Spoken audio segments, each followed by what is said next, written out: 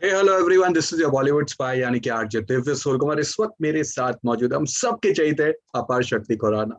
अपार, सबसे पहले तो double congratulations for being a proud papa and also the quirky and highly enjoyable trailer of Helmet. तो क्या थैंक यू मतलब सो कि मच दिव्य ब्रदर। किसके लिए ज्यादा खुशी, लाइफ मतलब बड़ी क्या अजीब। क्या कैसे बैलेंस कर रहे हैं कि यार एक साइड पे फिल्म, एक साइड पे मतलब।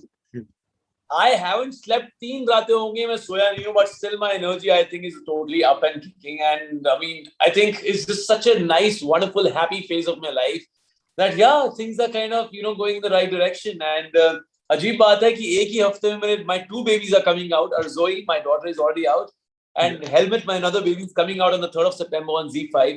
So yeah, I mean, really looking forward to the release. So this Virgo has been a lucky Virgo for you. Absolutely, कन्या राशि। जी।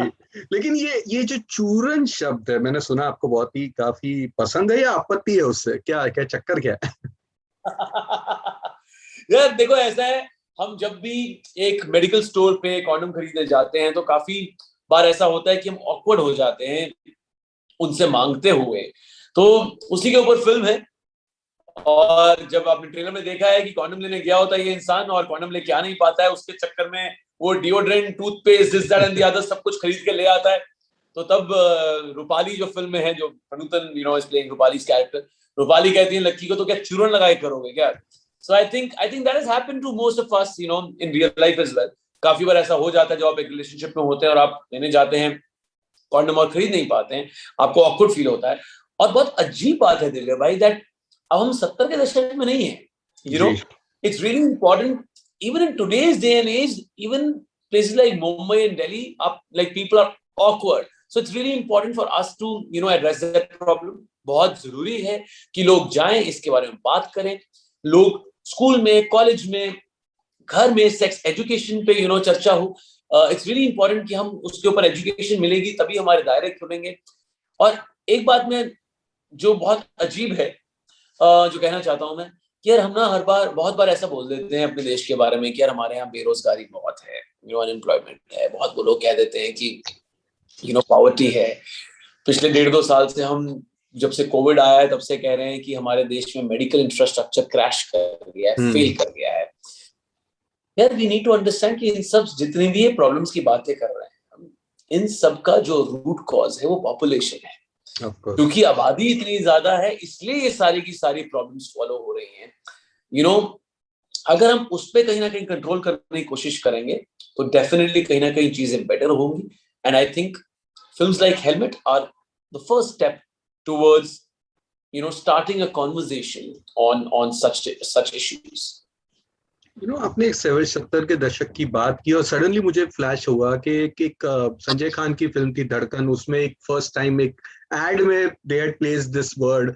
और सत्ते पे सत्ता में बच्चन साहब की जब शादी होती है तब वो जाके निरोध उसे देते। तो ये छोटे छोटे वेज में उन्होंने शुरुआत उस जमाने में की थी, बट उसके बाद में कभी भी ज्यादा कुछ हुआ नहीं। You feel कि Bollywood was lacking behind into making जो आपकी फिल्म है जो which is Bollywood, termed as first film on condoms with sweet message. Bollywood was Indian film industry was never lacking behind. For that matter, the international film industry कहीं की भी आप ले लो, they are never lacking behind. Lag behind audience कर रही होती है। अब धीरे धीरे ऑडियंस इंटेलिजेंट हो गई है, इसलिए आई थिंक हम सब एक्टर्स को धीरे धीरे करके आगे बढ़ने का मौका मिल रहा है। अदरवाइज और धीरे धीरे वो फिल्में अप्रिशिएट हो रही हैं, चाहे मैं स्त्री की बात करूं, चाहे मैं दंगल की बात करूं। तो अदरवाइज पहले फिल्में बहुत अलग तरीके से बन रही थी। उसका मुद्दा ये, उसकी प्रॉब्लम ये नहीं थी कि हमारे देश में टैलेंटेड राइटर्स या डायरेक्टर्स नहीं थे। सर तब भी टैलेंटेड राइटर्स थे, एक्टर्स थे, डायरेक्टर्स थे, फिल्म मेकर्स थे, प्रोड्यूसर्स थे, they all wanted to do really good cinema. लेकिन ऑडियंस की इस समय डिमांड है वो। फॉर एग्जांपल आज को आपको अगर मैं इसी का एक पैरेलल एग्जांपल दूं, पैरेलल एनालॉजी दूं आज के युग की, ऐसा तो है नहीं कि हमारे देश में अच्छे म्यूजिशियंस की कमी है, लेकिन आज की डेट में दुनिया सुनना ही रीमेक चाहती है, दुनिया सुनना ही धूम धूम धाड़ धाड़ चाहती है। तो क्योंकि ऑडियंस वो सुनना चाहती है, इसलिए वो वही सारे म्यूजिशियंस हिट हैं। इसीलिए आपको कहीं क्लासिकली ट्रेन्ड सिंगर इतने ज्यादा काम करते हुए नहीं नजर आ रहे हैं। But of course there will be a day जब म्यूजिक की ऑडियंस भी बहुत ज्यादा एजुकेट हो जाएगी, बहुत ज्यादा इवॉल्व हो जाएगी, एंड वो हम सब ने एक साथ मिलकर करना है, ऑडियंस ने हमारे साथ, हमने ऑडियंस के साथ, यू नो, तो इसलिए वो धीरे धीरे हो जाएगा, और touchwood you know I mean we will create better content on that front as well. और आजकल हम फिल्मों में अच्छा कंटेंट बना रहे हैं, बहुत बड़ा पैराडाइम शिफ्ट है, जिस तरीके से लोग एक्ट्रेस को देखते हैं, जिस तरीके से लोग यू नो फिल्म्स को देखते हैं। जरूरी नहीं है कि एक एक्टर को सिक्स पैक एब्स होने जरूरी है to become an A-lister, you know. अब जरूरी नहीं है कि आपको आई मीन दिखने में एक बहुत ही सुंदर लड़का होना चाहिए, या फिर कोई जबरदस्ती ही कोई खान या कपूर खानदान से हो तभी वो एक ए-लिस्टर बन पाएगा। आई थिंक वो दायरे खुल चुके हैं, वो ऑडियंस ने किया है, and we are really really glad that this has happened. But again you know I know the writer Rohan is a very dear friend of mine, बहुत ही कमाल के राइटर है, लेकिन जब इस तरह की फिल्में बनती है तो कहीं ना कहीं एक झिझक होती है कि ये कहीं वो थिन लाइन ऑफ वल्गैरिटी को हल्के से क्रॉस ना करे, बिकॉज वो बहुत ही थिन लाइन होती है। शायद आपके लिए, मेरे लिए वो मजाक हो, किसी और को वो ऑफेंसिव लग जाए। तो ये क्या थॉट प्रोसेस था आपका जब आप लोग बना रहे थे फिल्म? बिल्कुल बिल्कुल था, आपने बिल्कुल बहुत आई थिंक बहुत अच्छा सवाल पूछा सर आपने, कि ये तो देखो ऐसा है कि ऑडियंस किस तरीके से बात करना चाहेगी, हमने उसी तरीके से मुझे लगता है हमने इस फिल्म को लिया है। पहली बात तो अगर आपने ट्रेलर में देखा है, ट्रेलर में ऐसी कोई चीज नहीं है जो आपको लगे अरे ये क्या देख लिया मैंने, घर वालों के साथ क्यों देख लिया मैंने। जिस तरीके से ट्रेलर घर वालों के साथ बैठ के देखा जा सकता है, वैसे ही फिल्म भी घर वालों के साथ एग्जैक्टली हूबहू देखी जा सकती है, because in terms of crossing the line there is nothing beyond. जो आपने ट्रेलर में देखा वही सब उसी बीट पे फिल्म चल रही है। Of course there are a lot more moments, a lot more situations, a lot more emotions, बहुत सारी अलग चीजें हैं फिल्म के अंदर, लेकिन टॉकिंग अबाउट वल्गैरिटी ऐसी कोई भी चीज हमने मुझे लगता नहीं है लाइन क्रॉस की है। जब हम अपने आप कभी कभी बीच में किसी सीन में इम्प्रोवाइज भी कर रहे थे तब भी हमने कोई ऐसी चीज नहीं करी। सेकेंडली कूडोज टू जो आप बात कर रहे हैं, आपके फ्रेंड है Rohan Shankar, really talented writer. I mean मुझे लगता है राइटिंग फ्रंट पे ही उन्होंने वो करेक्ट बीट पकड़ी हुई थी, and there was never a point जब रीड करते हुए भी स्क्रिप्ट ऐसा लगा हो कि यार ये गलत जा रहा है शायद। And iska before I mean I rest my case on this particular conversation, मैं आपको सिंपल सा एग्जांपल देता हूं। जब ये हमने फिल्म सेंसर बोर्ड को दिखाई है, एक भी कट, एक भी डायलॉग पे, एक भी सीन पे, एक भी मुद्दे पे उन्होंने नहीं किया है और यूएस सर्टिफिकेट दिया है। I think that speaks volumes about the beat we were catching on to. And not only that, उन्होंने एक बात और बोली जो बहुत अच्छी लगी मुझे, जो मुझे लगता है कि एज एन आर्टिस्ट आपको कॉन्फिडेंस देती है।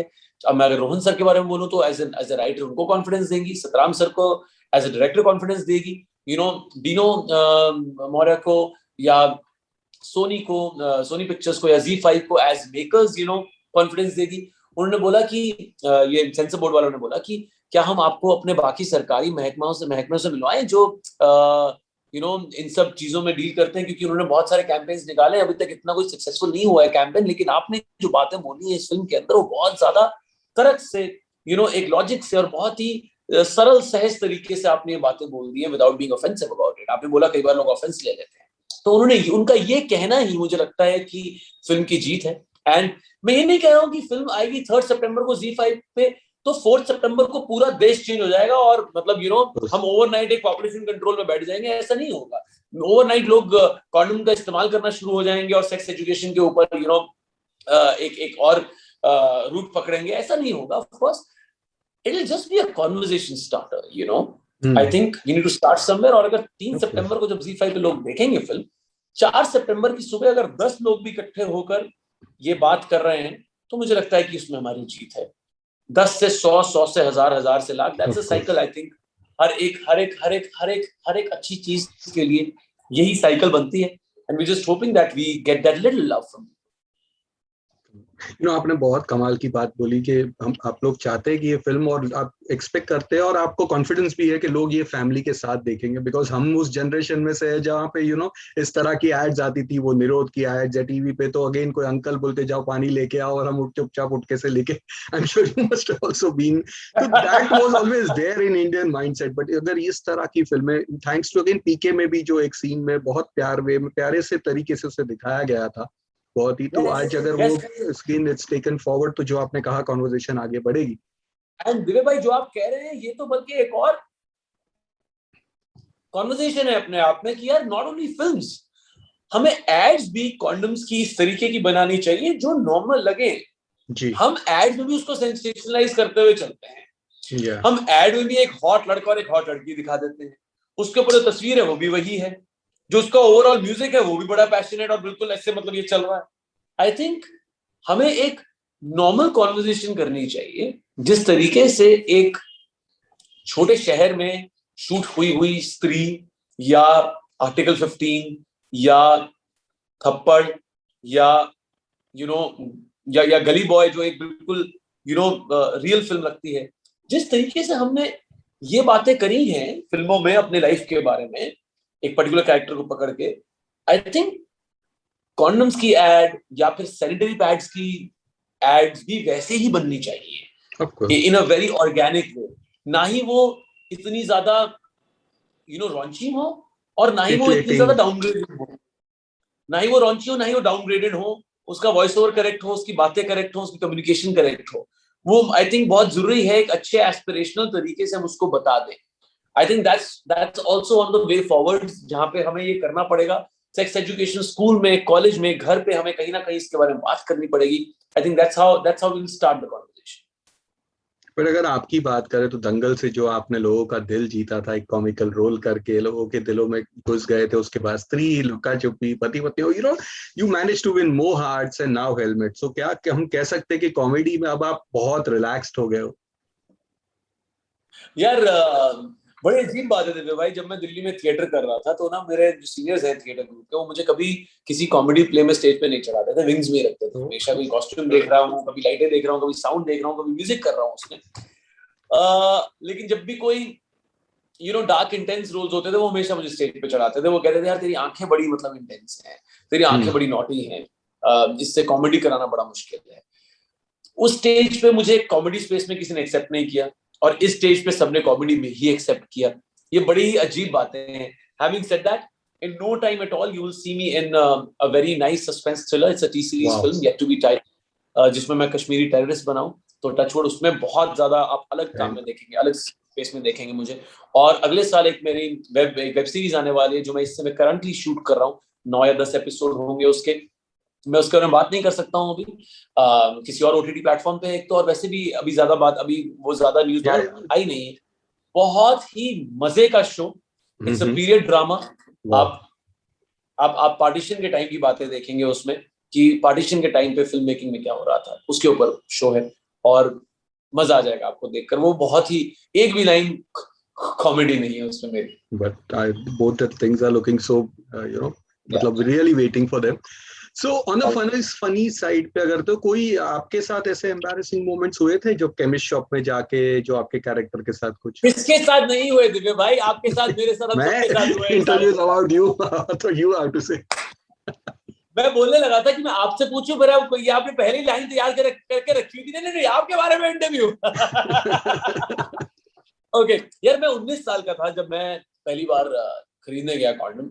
और बड़ी अजीब बात है ये भी कि जैसे डिलीवरी बॉयज नहीं आते हैं, अपनी बाइक पे आते हैं, हेलमेट पहना होता है, उन्हें जल्दी से पैकेज पकड़ाते हैं और निकल जाते हैं क्योंकि वो जल्दी में होते हैं।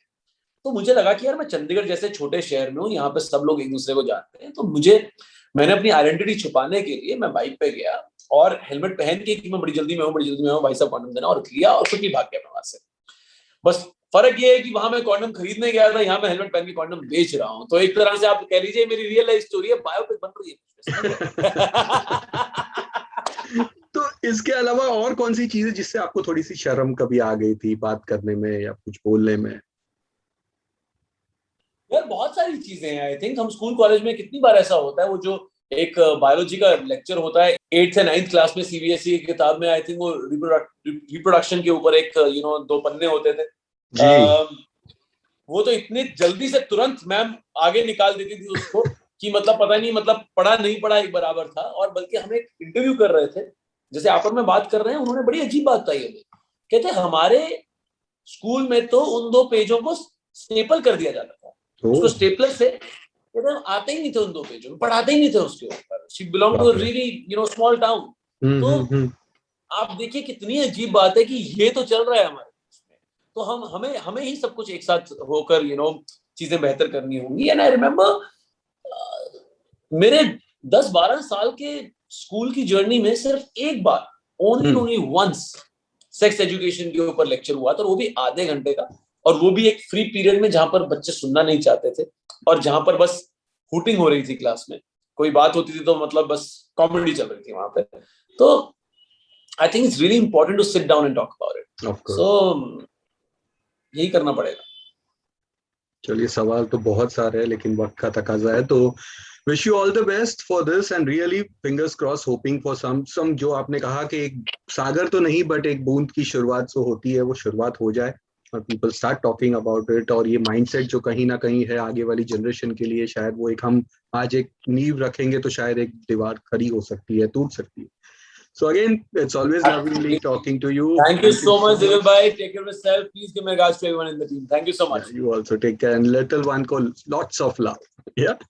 Thank you so much. Thank you for the blessings. Thank you. Bye bye.